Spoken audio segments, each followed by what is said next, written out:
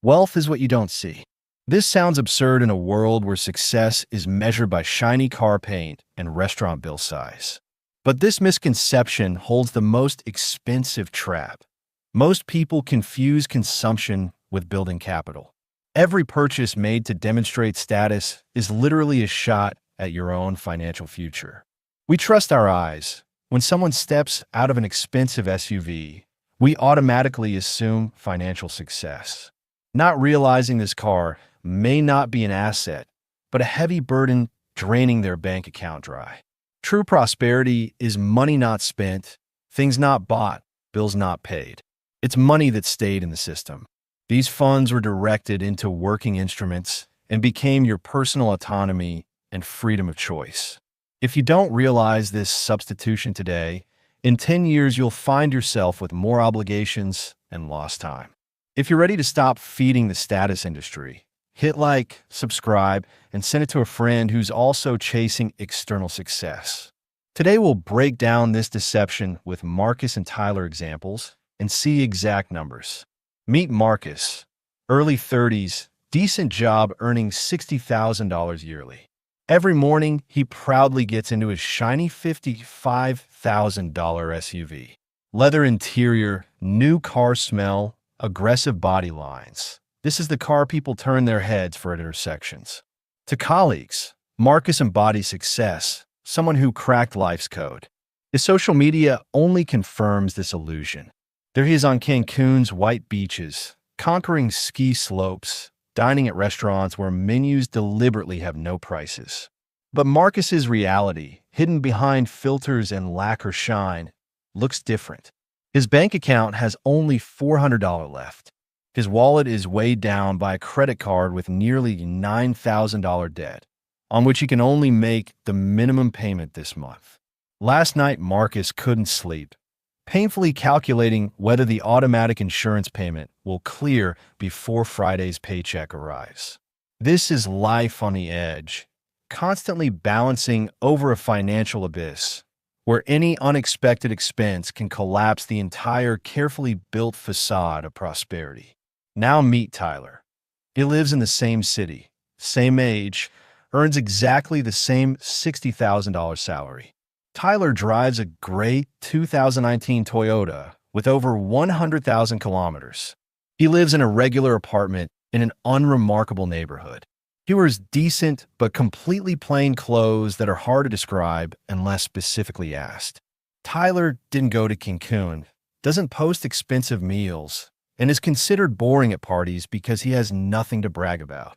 But Tyler has what Marcus will never have with his current approach: $187,000 quietly sitting in an index fund.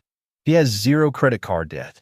Last night, he fell asleep instantly, not thinking about money once. His financial situation doesn't require daily heroics and mathematical gymnastics. Marcus looks rich, while Tyler actually builds wealth. The gap between financial success performance and actual capital accumulation is one of the most costly mistakes a modern person can make. We think we buy things for ourselves, for comfort or pleasure, but a huge portion of spending goes towards signaling to others. There's a huge difference between a bag that simply carries your things and a $3,000 accessory that signals your place in the social hierarchy.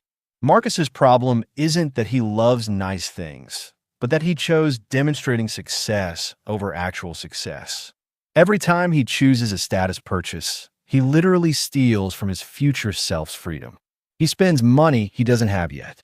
He uses resources that could work for him for decades to impress people he doesn't even know.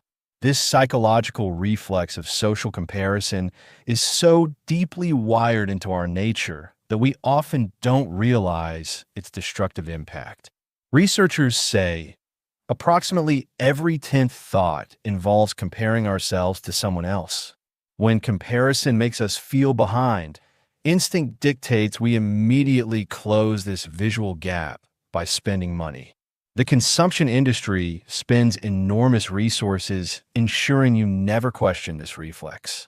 Joy from status purchases follows hedonic adaptation. The brain gets a powerful dopamine hit at the moment of purchase. But within 3 weeks, the novelty fades. The new car smell becomes ordinary, but the heavy payment burden remains for years. You subscribe to an expensive membership for a feeling you'll never fully own, constantly raising the stakes. Let's dissect Marcus's math. With net income of $5,000, he pays nearly $900 for the car, plus another $500 in related expenses. Add rent in a prestigious area, chosen only to casually mention the address in conversation, and restaurant bills where he pays not for the food taste, but for the right to be among certain people.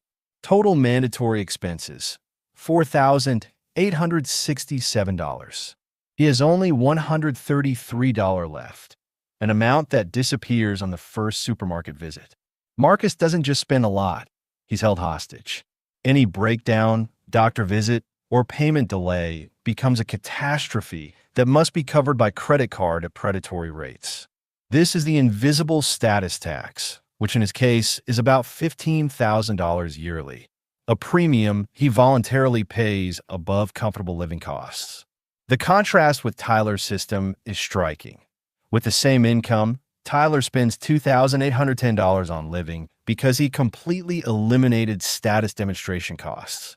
His difference for Marcus is $2,190 monthly.